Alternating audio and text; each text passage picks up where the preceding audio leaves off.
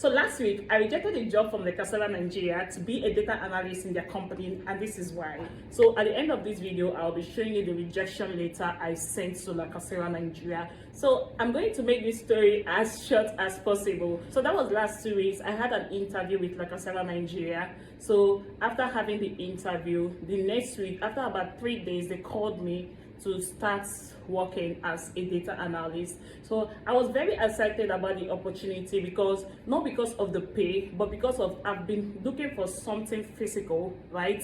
Because ever since I broke into the field of data science, I've not actually had a physical job. So most of the work I do is actually online and building personal projects. So I was very excited about it at the first place.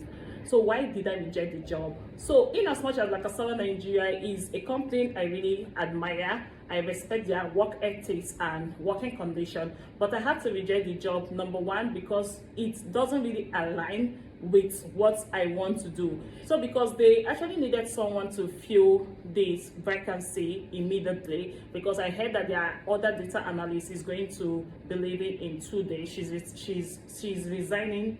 She's leaving the company in 2 days. I didn't know why, and I didn't care to ask why because it's none of my business. So I was actually supposed to resume because they reached out to me on Tuesday and they wanted me to resume on Friday. However, I told them that it would be impossible for me to resume on Friday because I actually have a lot of things on the line that I have to clear off before resumption. However, they insisted that I should come on Thursday so I can actually see the data analyst that is leaving, so she can actually put me through a couple of things and give me access to the computer and documents. I said, cool, no problem. So I had to actually go there on Thursday. So when I was talking with the data analyst that was leaving, she told me a lot of things about the company which were very amazing. Cheers up to Nigeria, you guys are doing great.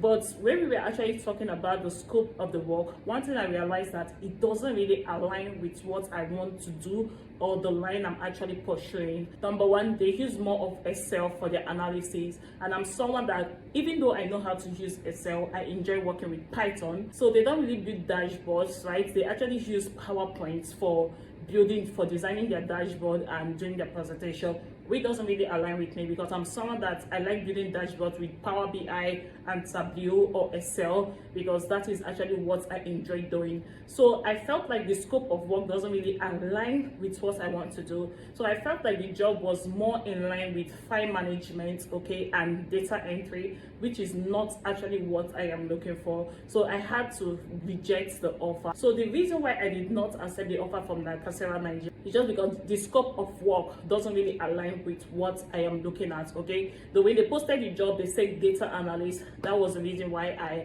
I applied. But after the interview and when I was learning about the scope of work from the data analyst that was leaving, I found out that the scope of work is not challenging enough for what I want to do. So that was why I turned down the job. So this is the reason why I turned down the job from Nigeria. Do you think I did something wrong, or do you think I should have just accepted the job even if it doesn't align with what I really want to do? Leave your comment below. Let's rub minds together. Thank you for watching, and don't forget to give me a follow. Thank you.